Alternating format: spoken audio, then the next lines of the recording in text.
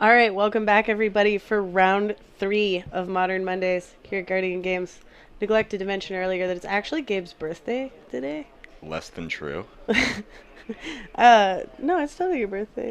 It's We've been talking about it all day. um, we have been talking about it all day, but it is not my Chat, birthday. wish Gabe a happy birthday!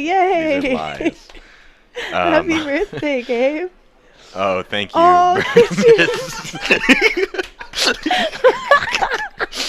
yes! Oh my You're god, so generous. Gabe, you know I'm gonna mail you so many kitchen things. I mean, that's just value. All right. You're not wrong.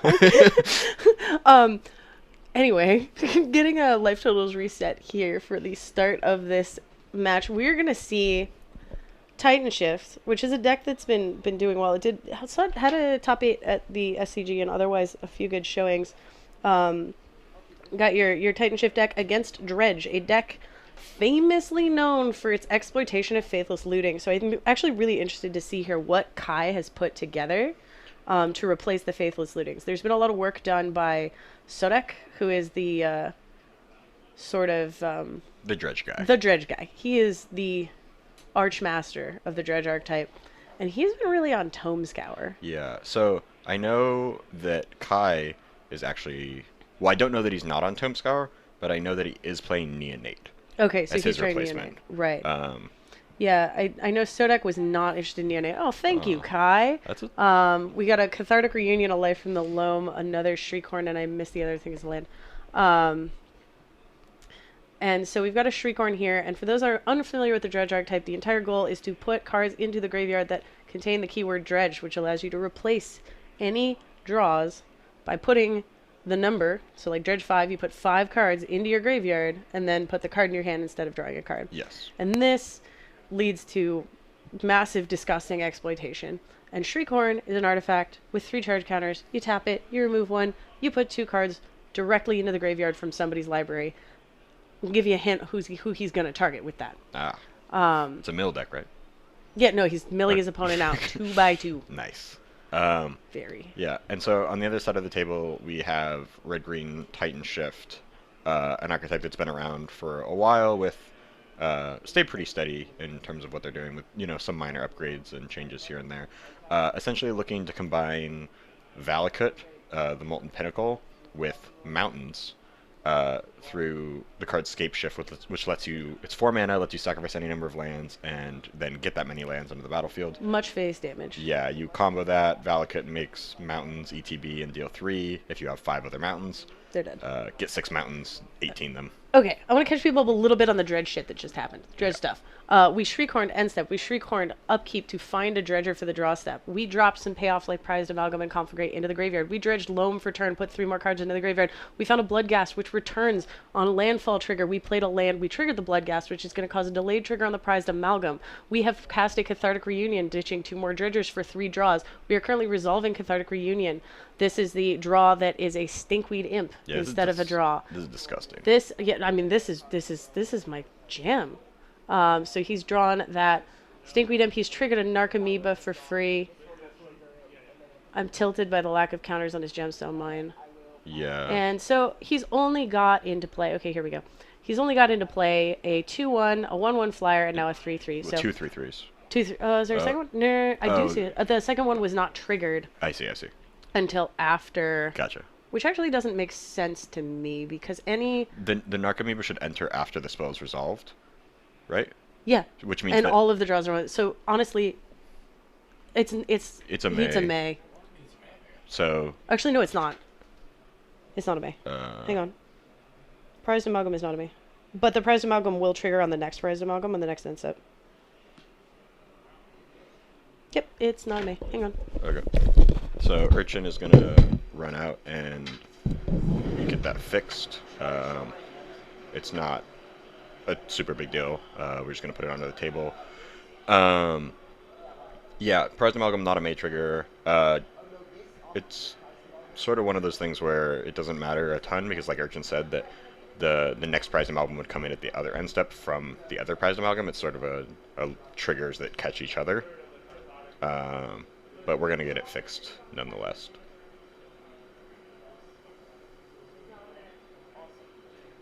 And there we go.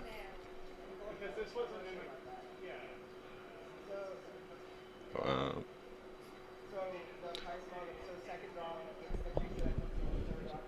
yeah, so still talking about the interaction a little bit. So basically, what they're talking about is that which draws was the prized amalgam in the graveyard for, and which draws the Narcomoeba came in on. So how this interaction works is that uh, when when Narcomoeba enters the graveyard, there's a trigger, and the trigger lets you put it from when it enters your graveyard from your library. There's a trigger which lets you put it onto the battlefield.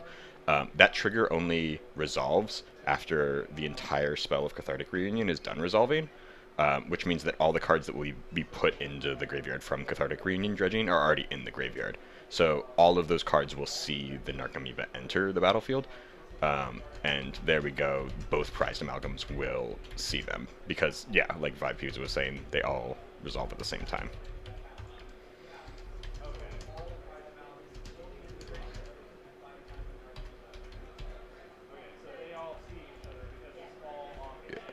And then just, further clarifying so that we are all on the same page on the table side with Urchin out there. No,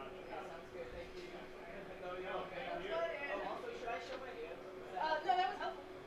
You don't have to do it constantly. We can track it pretty well, but thank you. Opening hands are great. Great. All right, so just to catch you up real quick on what that judge question was about. Yeah, I talked about it. You got it? Yeah. Okay. Cool. Turns out, triggers do not have a chance to go on the stack until a player receives priority, and that does not happen during the resolution of a spell. Good eye, Gabe. Well, Catching that. they go on the stack, but they do not resolve. They don't go on the stack until a player receives priority. The trigger condition is met, and then that's I see. such that the next time a player would receive priority, this trigger's going to stack. Cool. Ooh. It's very important details. I mean, it actually is very important details. Yeah. I'm not...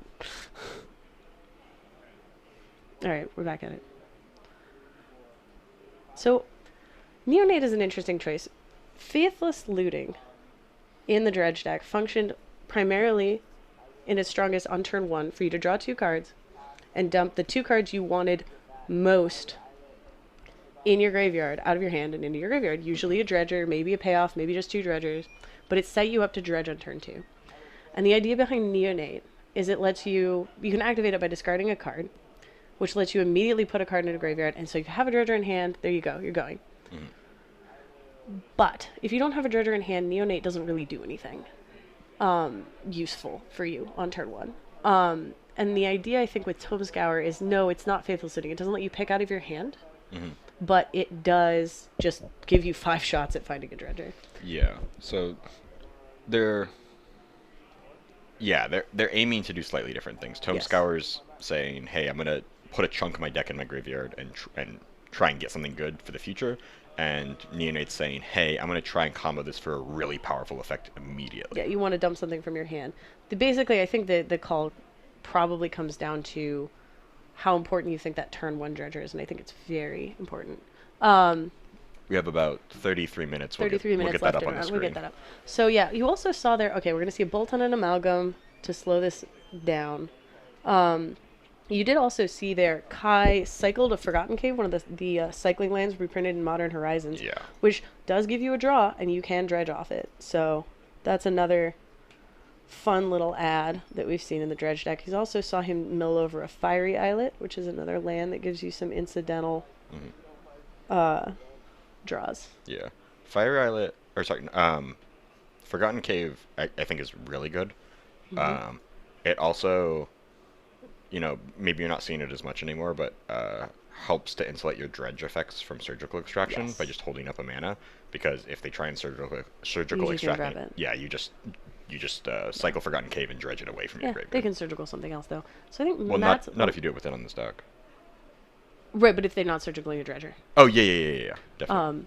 So Matt here a little bit behind the 8 ball. Kai's got a Conflagrate in the graveyard and a pretty full grip.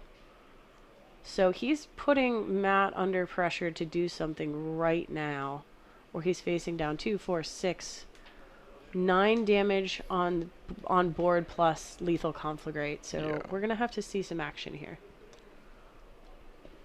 Steve. Okay, that's gonna block 3 of it. which I think still leaves this lethal. Steve really only blocks 1 damage because of Conflagrate. Oh, you're right. That's real not great. And we've got Loam, so we're setting up for the big Loam Flagrate. What we're going to see here is the combination of life from the Loam, allowing him to pick up 3 lands out of his graveyard, put 1 into play that makes red mana, and that just adds an extra 2 cards to his hand to make his Conflagrate larger.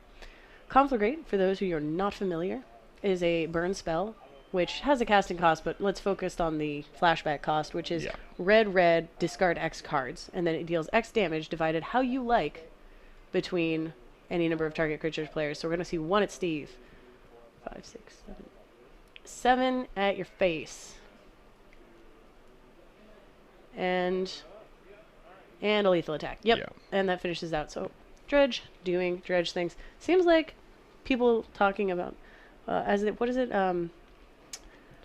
The rumors of Dredge's demise were greatly overstated. I'm excited to see if the deck's around still. Yeah. I think it is. And this is something that's been talked about on stream in the past, is that graveyard decks right now have the bonus of okay. Yes, Quentin. You can probably borrow Dredge on Friday. Probably. Graveyard decks have the bonus right now of people not teching for them because everyone, like, ding dong, the witch is dead. Yep. So. All right, let's take a peek at some sideboards. Yeah. So we didn't really get to see Matt's deck do its thing. Hopefully in the next game, we will get to see some Valakut action, because you only saw it put into play tapped on the very last round. No triggers acquired. But in his sideboard, we have a Tireless Tracker, 2 Force of Vigor, a Beast Within, a Reclamation Sage, a Fry, 2 Obstinate Baloth, 2 Veil of Summer, a Collector Oof, 3 Damping Sphere, and an Anger of the Gods. So I'm very down for the Anger of the Gods here. Yeah. And honestly, I think I'm about the Obstinate Baloth too. I think that life gain and a big fatty. Nothing in Dredge is bigger than a 3/3. Yeah. So Obstinate Baloth does a bunch of work here. I'm not sure that the rest of this is super great. You might, if you're really hedging against Kai boarding in something like a Thoughtseize, you might bring Veil of Summer, but I really wouldn't, especially not on the play. Yeah. Tracker's a little grindy, so I think it's just the anger and the Baloths for me. What do we have for Kai? Yeah, so for Kai, we have 2 copies of Shenanigans, a Silent Gravestone, Collector Oof, 2 Force of Despair, 2 Thoughtseize, Assassin's Trophy, 2 Nature's Claim, 2 Collective Brutality, and then the Genesis Spore Frog. Oh my god. 2-card combo to fog damage.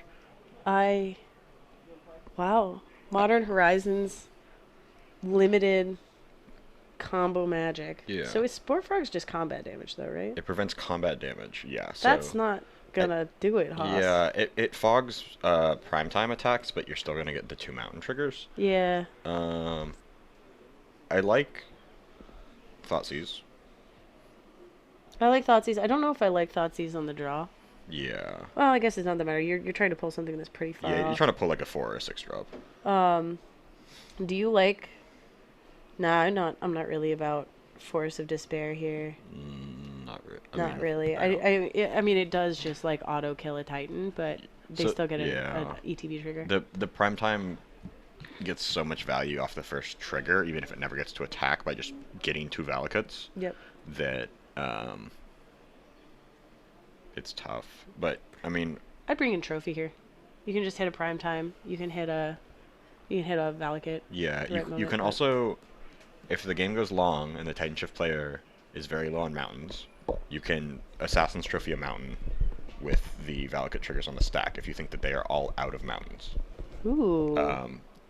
Valakut checks both on ETB of a mountain and on the resolution of the trigger to make sure that there are 5 other mountains. So if you're at a point in the game where Assassin's Trophy is a wasteland, and you can wasteland your opponent's mountain, leaving them with only 5 mountains at the end, all of the Valakut triggers fizzle, essentially. Oh, I love it. That intervening if clause, though. Yeah, I think that's a little too cute. That's way too cute. The game's gonna go way too. I think that Assassin's Trophy hits a Primeval Titan or it's not doing a thing. Yes, but that I didn't know that. Yeah, so that's something to keep in mind for all of you players who have land destruction at instant speed, whether it's Field of Ruin or any other of those effects. For all of you listening out there at home in modern Magic the Gathering land. Yeah. All right. Kai looks like he's on a mulligan, at least a 5. Dredge, notable for its incredible capacity in mulligan, because you really only need a few key pieces, and your library quickly becomes your hand as you pour it into the graveyard. So starting with 5 or 4 cards, if they're the right 5 or 4, really doesn't matter. You're immediately going to dump a ton. Yeah, and then you'll have access to those. We saw, even in game 1... Alright, we're having a little bit of a problem with the camera.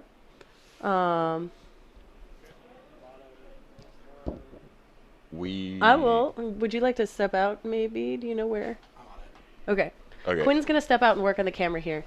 And we are going to talk about Dredge and Titanshift until we find out what's happening. Yeah. Yeah, Dredge mulligans really well. We saw it in game 1, Kai bottomed a... he bottomed a Creeping Chill, which is just pure upside. So yeah, the Dredge deck plays a lot of payoffs that you really actively don't want in your hand. Creeping Chill is one of them, and also your Dredge creatures that you want to put into play for free, like Narcomoeba. Your odds of ever hardcasting a Narcomoeba are extremely slim. Yeah.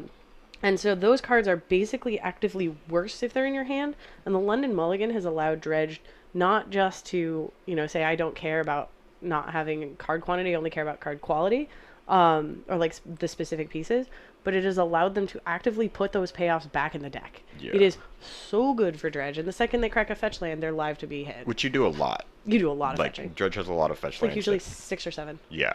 So it's very common that you put a payoff back into your deck and then shuffle it back, hopefully to the top to get dredged in. It looks like I'm just gonna play by play this from the booth. So I see a Stomping Grounds and a Shriekhorn for Dredge, and Scapeshift here has started suspending a search for tomorrow. Yeah, not a lot going yet on the action front. We're gonna play a Valakut tapped and pass. We're gonna end step Shriekhorn for 2, Blast Zone and Copperline Gorge. Not what you want. Let's try it again in the upkeep. We're going to see Neonate, also not what you want to see. All right, what we got? I see Gemstone Mine, Islet, Amalgam, Stinkweed Imp in hand. Okay, we're going to play the Gemstone Mine. Do we have an enabler? Oh, we have a Cathartic Reunion. We're good. We Gucci. Here is Cathartic Reunion, discard Stinkweed Imp and Amalgam, which is pretty ideal. Your best payoff and your best dredger. Yeah. We're going to start dredging. The only awkward part is if he doesn't hit another dredger in these 5, it's not great. He does. He hits Loam and Amalgam and some lands. Life from the Loam is going to allow him to continue dredging. Dredge 3. Yeah. Oh no, wait. Where did that Stinkweed Imp come from? Is that the same Stinkweed Imp you just dredged? Huh? Sorry, I'm watching from the booth. Is that the same Stinkweed Imp you just dredged? Or did you hit it off the first one?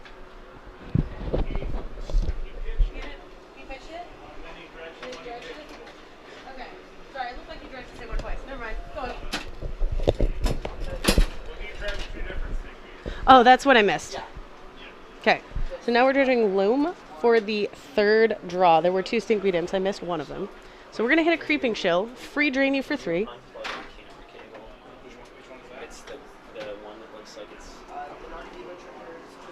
We're going to resolve a couple Narcomoeba triggers.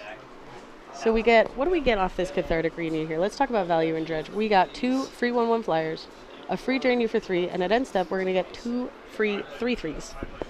Just Dredge doing Dredge things. And it looks like our camera's back, so I'm going to stop giving you the absolute play-by-play on a Dredge turn. Cool. Okay. So, catching up a little bit. We have Creeping Chill. A big power boost to Dredge happened when Creeping Chill got printed. Oh, completely. Just rocketed it to tier 1 immediately. Yeah, and so despite Titanshift not being an aggro deck, the life gain is very significant off Creeping Chill. Absolutely. Titanshift loves to do 18 damage in one turn, and being above 18 is like obviously really critical, and Creeping Chill just lets you do that while simultaneously adding pressure. Yeah.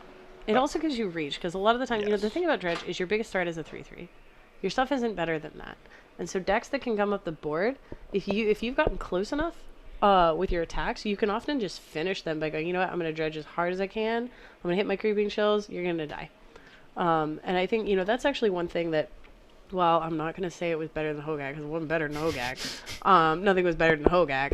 Hogak was entirely based on creature combat, and Dredge does have these other angles of reach, and so it does have that kind of flexibility. Um, and so here we go. Matt is going to enter his next turn. I want to see if we can see some scape shift magic. We're not quite there on the land count yet. Yeah. You really Let's want hope we cannot die. Yeah, you really want to get to that magic 7 lands. 7 lands. Lucky 7s. But he is unluckily facing down an attack for 8 with a Conflagrate in the graveyard. Does Kai have the hand? He has a loam, but not the lands to loam for Great yet. Thank you, Quentin, for running out and fixing the leftovers. We had a little chaos there when the camera went out. What is... We're going to dredge, or we're going to loam back 3 lands. I love Life from the Loam. I just do. I don't love it. What's wrong with Life from the Loam? It beats up on the decks I like to play. I see no problems here. Okay. Yeah, no, I don't, it's fine as a card. I just... You know what card's weirdly good right now? Tomic. Distinguished Advocist. He is a... I swear this is related. Gotta read it. So this is an attack for 8 coming from Kai. We're going to see a bolt on an amalgam, make it an attack for 5. So Tomic Distinguished Advocist is a... For double white, white, you get a 2/3 flying human that says lands and graveyards can be targeted. And so, whatever, it's a 2/3 flyer for 2. Seems like a legacy card or something. Oh, no. Let's talk about Life from the Loam. Let's talk about Ren and 6. And let's talk for 1 second about Lotus Field and Twillstorm. I really think people should just start running this card in their human sideboards, I'm not gonna lie. Yeah, and that's your free tip for tonight. From someone who knows. Is play Tomic and everything. But just play Tomic. If you can cast Tomic, you should probably play Tomic. Look, all I'm saying is that if your deck has Manamorphoses, you can make white and cast Tomic. We're good. We did it. Mono Red Prowess, Tomic. We're doing it. All right. We also just saw one big boy Primeval Titan. Here comes a land that also happens to be a mountain. We got 1, 2, 3, 4, 5. Yep. All right. We're starting bolts. We're bolting. What are we bolting? So I also saw Matt pull a Field of the Dead to the front. Oh, spicy. So... Let's talk about Field of the Dead. Yeah. Standard All-Star, Field of the Dead. Makes zombies when a land ETBs. If you have 6 lands, we'll pull it up for the We're gonna pull it up. I think it's based on land diversity, but the point is. But I think it's 6 of different names. Not only are we, it's not only are we fetching up lightning bolts with our scape shifts and our primeval titans, but now we're fetching up zombie tokens. And so you see the Field of the Dead. So yeah, it's 7 or more lands with different names. So the Field of the Dead and the Cinderglade coming in at the same time, seeing each other. So the Cinderglade is going to trigger Valakut because it's a mountain and he has enough mountains. They're both the Field of the Dead is going to see it, and the field is going to see itself and trigger for 2 zombies. Yeah. So Field of the Dead was able to make some blockers there, but unfortunately the Dredge player just had flashback Conflagrate. It happens. It's a lot of damage. It happens. Sometimes you just get Conflagrated. Yeah. Titanshift. The Dredge matchup seems kind of tough because you don't have that many tools to interact with them early. Like you only have like 1 good board wipe, which is Anger of the Gods. Yeah. It was different in a metagame where they were main decking relics. I definitely lost a Titanshift on Dredge when they were just like relic, and you're like, oh, that's awkward. Yeah, but it seems like a lot of lists have moved away from that now, which is totally reasonable. This is why it's a Dredge moment. This is why it's a Dredge moment. Honest to God, if you have Dredge hanging about, just, I don't know, put a card in for Faithless Looting. If you want to do Tome Scour, do Tome Scour. If you want to do, but fix the mana base. If you want to just go look at Sodek. Go look at his Twitter, go look at his stuff. If you want to do Neonate, do Neonate. But if you want to play Dredge, do it now. Don't wait. Yeah. If you wait a little bit, people are going to remember it's a deck, and then you'll lose again to Graveyard 8. Yeah. So play Dredge now. Dredge is good when people say Dredge is bad, and Dredge is bad when people say Dredge is good. Yes. If you want to know whether to play Dredge at a big event, look at the nuance. Yeah, but like if you want to know whether to play Dredge at a big event, look at the previous big event. If Dredge did well, don't play Dredge. If Dredge did poorly, play Dredge. This is This is Dredge. It's a deck you keep on your shelf, Mhm. and you take it out sometimes, and you Yeah. put it away. Yeah. All right. We'll find another match. Yeah, with All right. yeah, we got plenty of time. We will hop out and be right back.